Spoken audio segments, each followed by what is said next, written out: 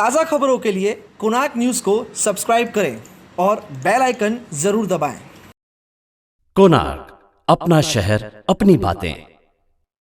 Social media में WhatsApp में आपको कई मैसेजेस आ रहे हैं और कई वीडियोस आ रहे होंगे जिसमें आप ये देख रहे होंगे, ये सुन रहे होंगे कि जो है कोरोना से डरना नहीं है, कोरोना से जो है अगर बचना है या फिर कोरोना से अगर निकलना है तो डर को हमें ख़त्म करना होगा। कई हद तक ये बात सही है कि कोरोना से अगर हमें बचना है या फिर कोरोना से हमें जीतना है, ऐसे लड़ना है तो हमें जो है डर अपना कम करना होगा। वहीं पे ये भी टिप्पणी की जा रही है कि लगातार जो कि कोरोना की परिस्थिति है इसको जो है मीडिया बड़ा चढ़ा के दिखा रही है, जिसकी वजह से लोगों के अंदर एक डर पैदा हो रहा है और लोग जो है डर रहे हैं। कई हद तक ये बात हम भी मानते हैं और हम भी ये कहते हैं कि कोरोना से जो है हमें डरना नहीं है, हमें कोरोना से लड़ना है और लड़ने के साथ साथ हमें सतर्क रहने की बहुत ज़रूरत है। अब बात करते हैं मीडिया की कि मीडिया के ऊपर जिस तरीके से ये टिप्पणी की जा रही है कि मीडिया इसे बड़ा चढ़ा के बता रही है, ऐसी परिस्थितियाँ नहीं है, उन परिस्थितियों में जो है काबू किया जा सकता है।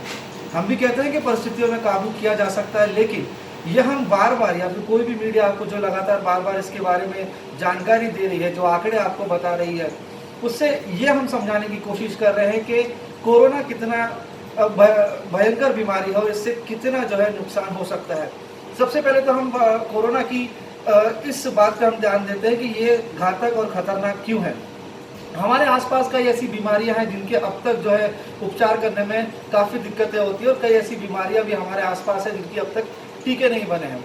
उदाहरण के तौर पे अगर हम एड्स की बात करें तो अब तक इसका भी जो टीका नहीं बन पाया है। हाँ, ये बात भी सही है कि कई और भयंकर बीमारियां हमारे आसपास है जिसकी वजह से लोगों की जानें जाती है। वहीं कोरोना की यदि बात करें तो कोरोना को महामारी पूरे विश्व में घोषित क्यों किया गया है।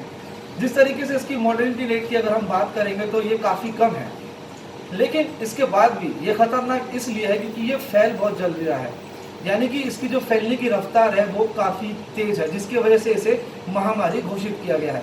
उदाहरण के तौर पे हम आपको बताना चाहेंगे कि भारत में जब मामले आए थे उस समय अधिक मामले नहीं थे, लेकिन फिर भी देश में लॉकडाउन लगा दिया गया था।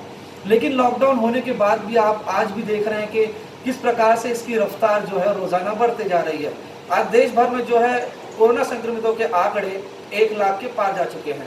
वहीं पे विश्व के अन्य देशों की यदि बात करेंगे, खास करके अमेरिका की, जहां पर जो है लगातार संक्रमण फैल रहा है और कितनी तेज़ी से फैल रहा है इसका भी आप अंदाज़ा लगा सकते हैं कि भारत में जब कोरोना की संख्या कम थी संक्रमितों की, वहीं पे अमेरिका में जब ये संक्रमण फैला तो उसकी रफ्तार इतनी तेज़ हुई कि अब वहाँ पर 15 लाख के ऊपर मरीज हो चुके हैं और कई लोगों ने इससे जान भी गंवाई है। अब आपको एक साधारण तरीके से हम इसके बारे में समझाना चाहेंगे ये कितना खतरनाक है। अगर आपके घर में कोई एक व्यक्ति बीमार पड़ता है तो आप उसका उपचार करवा सकते हैं, यदि दूसरा भी व्यक्ति बीमार पड़ता है तो आप उसका भी उपचार करा सकते हैं।